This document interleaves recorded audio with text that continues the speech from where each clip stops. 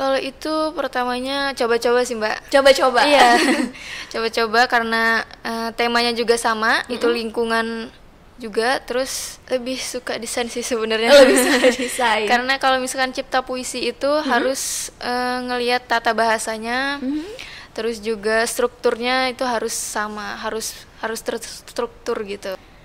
Halo teman-teman semuanya yang ada di rumah dan dimanapun. Tentunya untuk jadi mahasiswa berprestasi itu harus ada niatnya dulu. Terus juga jangan takut untuk nyalurin minat dan bakat kalian.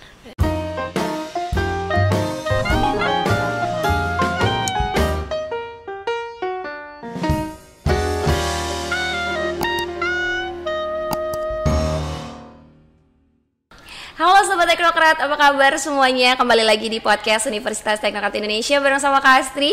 Kali ini kita bakalan ngobrolin hal yang berbeda dari yang biasanya. Apa itu? Kali ini kita bakal ngebahas dan juga menjelajahi tentang dunia yang penuh dengan kreativitas dan juga visualisasi, yaitu desain grafis. Nah, seperti yang kalian ketahui nih, desain grafis itu kan gak cuma terlihat dari gambar dan juga teks, tapi desain grafis itu bisa mengkomunikasikan ide dan juga menceritakan kisah di dalam si gambarnya itu tadi. Kali ini aku udah kedatangan salah satu bintang tamu yang memang punya banyak pengalaman dan juga jadi juara tingkat nasional di bidang desain poster, desain grafis. Langsung aja kita sambut bintang tamu kita hari ini, ada Risma Oktaviani. Halo Risma. Halo Mbak. Apa kabar Risma? Alhamdulillah baik. Baik ya, terima kasih banyak nih udah bisa main ke podcast Teknokrat hari ini. Boleh dong kenalan dulu sama Sobat Teknokrat, kesibukannya apa, terus juga dari jurusannya apa nih? Halo semuanya, saya Risma Oktaviani dari Prodi Informatika Angkatan 2022. Untuk kesibukannya masih kuliah aja. Masih kuliah aja? Ada lagi nggak kegiatan lain di luar kampus mungkin? Belum ada. Belum ada, jadi masih fokus kuliah ya. Iya, Berarti sekarang semester berapa nih? Baru semester 3. Masuk semester 3, masih muda, masih baba, nggak jauh beda lah ya mukanya. Oh salah ya. Nah, Risma ini juga akan memenangkan berbagai lomba, terutama di desain poster. Kemarin baru aja menang juara nasional desain poster di Universitas Sriwijaya. Terus juga juara nasional lomba desain poster di Unila. Dan juga ada, gak cuma desain poster ya, kemarin menang juga di karya berbakat cipta puisi. Kita bakalan ngobrol nih sedikit-sedikit tentang si desain poster dan juga si puisi itu tadi. Kalau Risma sendiri awal mulanya bisa suka nih terjun ke dalam dunia desain poster itu gimana sih awal mulanya? Awal mulanya itu dari pas SMK suka edit-edit foto, terus penggabungan foto gitu. Terus juga pas SMK juga ada mata pelajaran desain grafis, jadi terbantu di situ. Terus masuk di universitas juga ada mata kuliah desain grafis, jadi dari situ terbantunya, terus suka-suka juga. Oke, berarti dari awal dari SMK. Kalau boleh tahu jurusannya apa nih waktu di SMK? Jurusan teknik dan ilmu teknik dan jaringan. Oh, teknik komputer dan jaringan. Yeah. Tapi ada mata kuliah juga terkait dengan desain grafis ya.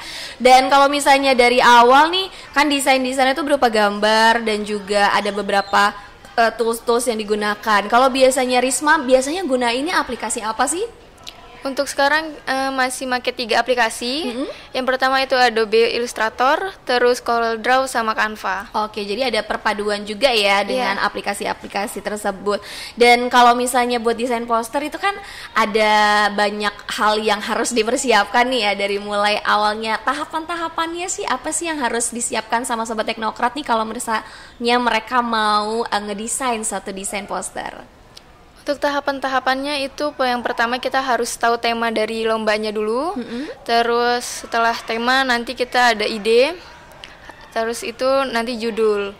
Kayak gitu. Oke, jadi dari temanya dulu. Temanya itu biasanya kalau misalnya untuk ide-idenya sendiri nih, Risma tuh dapat inspirasinya dari apa sih, atau lagi ngelihat apa yang harus akhirnya bisa dituangkan ke desain itu? Kalau ide-ide itu dari referensinya dari Pinterest, atau nantinya minta bantuan dari Bapak Parjito. Oh, oke. Yeah. Terus ya nyari-nyari di TikTok juga ada. Oke, jadi menggunakan beberapa aplikasi juga ya, kayak media sosial juga. Nah, kalau Pak Parjito itu merupakan pembina Ikatan Beasiswa ya.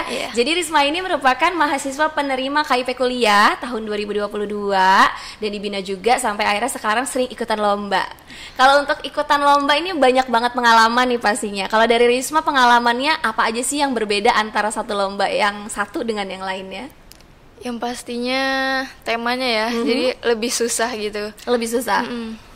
Terus kalau misalnya yang terpenting tadi itu kan ada kan biasanya desain grafis tuh mencolok dengan si warna-warna. Nah, kalau Risma sendiri lebih suka atau konsep padu padan warnanya tuh seperti apa sih, dan bisa kasih tips nggak sih sobat teknokrat di rumah kalau misalnya mau buat desain warna-warna yang bagusnya tuh seperti apa? Kalau untuk perpaduan warnanya itu harus balance. Yang pertama itu harus satu kesatuan gitu. Kalau misalkan ada warna hijau, itu harus senada hijaunya. Jangan tabrak-tabrakan, kayak misalkan di atasnya hijau terus di bawahnya kuning gitu kan agak nabrak, jadi susah gitu. Berarti yang harus masih selaras dan sefrekuensi gitu ya, warnanya masih satu. Dan kalau misalnya selain padu padan warna, ada hal apa lagi sih yang harus diperhatikan nih sama sobat teknokrat? Detailnya, terus juga keselarasan tema, itu juga harus diperhatikan. Terus juga detail dari setiap objeknya juga harus diperhatikan. Oke, nah kalau misalnya Risma sendiri kan kalau ngedesain itu biasanya membutuhkan banyak waktu. Kalau Risma kira-kira butuh berapa jam dalam sehari untuk kayak latihan, atau mungkin kalau pas persiapan lomba itu manage waktunya berapa lama? Kalau untuk persiapan lomba itu dari H-1 minggu. 1 minggu. Iya. Kalau untuk yang latihannya sendiri, kalau misalnya di luar lomba atau misalnya sambil cari inspirasi atau buat yang lainnya tuh biasanya makan waktu berapa lama nih dalam satu hari? Bisa 3-5 jam sih. 3-5 jam? Iya. Itu ngegambar aja atau ngebuat aja gitu? Ngebuat, terus juga ganti konsep segala macam gitu. Nah, kalau misalnya sampai sekarang, kalau boleh tahu nih Kak Astri, udah berapa perlombaan sih atau kegiatan apa aja yang Risma ikutin yang terkait dengan si desain grafis tadi? Kalau untuk perlombaan itu sudah 10 10 lebih. perlombaan. Iya. Terus juga kalau misalkan untuk mendukung desain grafisnya sendiri itu ikut pelatihan desain grafis. Kamu ikut pelatihan desain grafis. Jadi Risma ini juga merupakan salah satu mahasiswa aktif yang tergabung di Himpunan Mahasiswa Informatika. Di bidang apa nih kalau boleh tahu? Di bidang pendidikan, divisi pendidikan. Divisi pendidikan. Nah, kalau misalnya itu kan tadi ngomonginnya desain grafis, terus juga kegiatan-kegiatan luaran yang memang Risma ikuti. Kalau misalnya di luar desain grafis nih, ada lagi nggak sih kesukaannya Risma ataupun memang kegiatan lain yang suka Risma ikutin? Belum ada sih. Belum ada. Baru itu aja. Jadi baru kuliah dan juga memang fokus di desain grafis. Kalau misalnya tantangan lagi nih, kalau kan kita biasanya perlombaan itu beda-beda. Kalau tadi kata Risma tantangannya salah satu adalah tema. Tapi selain tema, ada lagi nggak sih tantangan yang membedakan nih antara satu lomba dengan yang lainnya gitu? Idenya. Iya. Itu susah banget. Susah banget. Iya, susah banget, tapi bisa jadi juara nasional ya. Nah, kalau misalnya untuk si lomba desain tadi itu juga biasanya ada revisi-revisi nggak sih sebelum mengirimkan karyanya, atau misalnya nanti ada saran-saran juga gitu? Ada Mbak, itu H-2 sebelum pengumpulan itu revisian dulu.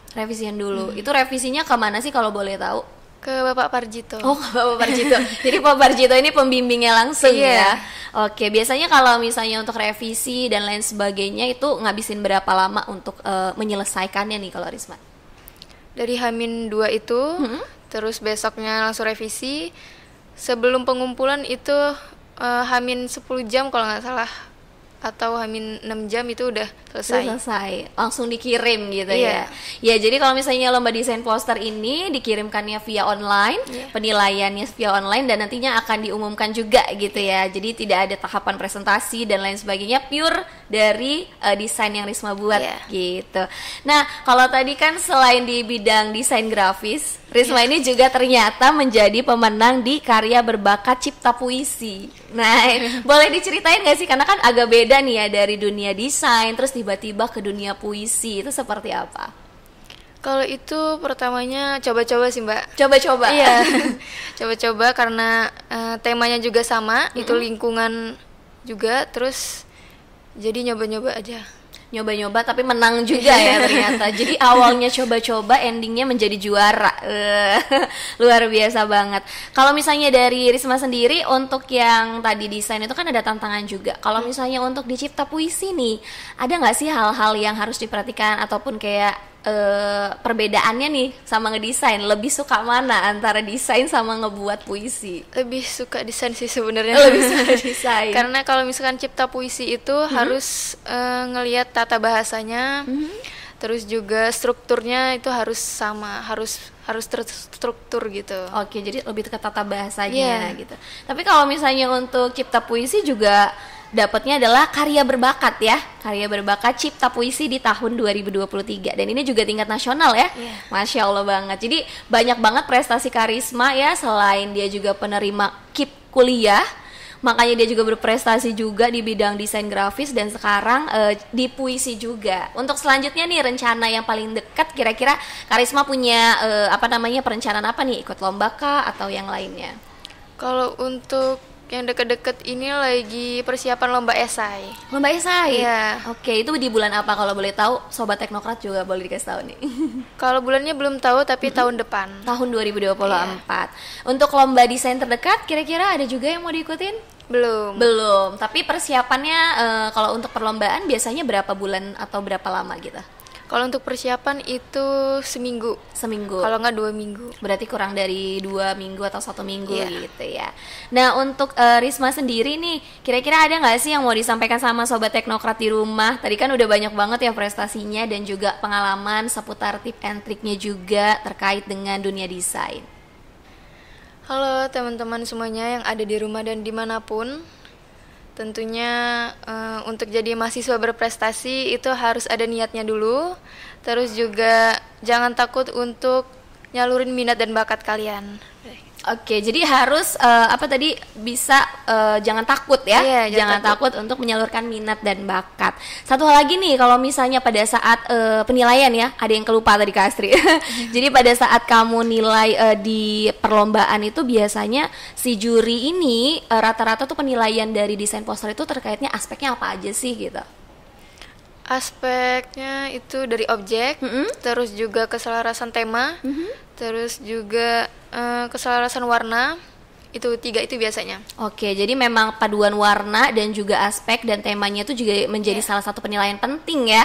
Wah, luar biasa banget nih Sobat Teknokrat. Jadi Karisma ini memang banyak banget prestasinya, dan kalau misalnya kalian mau jadi mahasiswa berprestasi kayak Karisma di bidang desain grafis, bisa banget langsung join aja ke Universitas Teknokrat Indonesia, karena kita udah buka pendaftaran untuk mahasiswa baru angkatan 2024. Kalian bisa langsung aja kunjungi di website Teknokrat di www.spmb.teknokrat.ac.id, atau kalian bisa lihat juga nih prestasi kita di media sosial, langsung follow aja di Teknokrat_University, dan juga kita juga ada TikTok nih ya, jadi bisa lihat juga di TikToknya Teknokrat.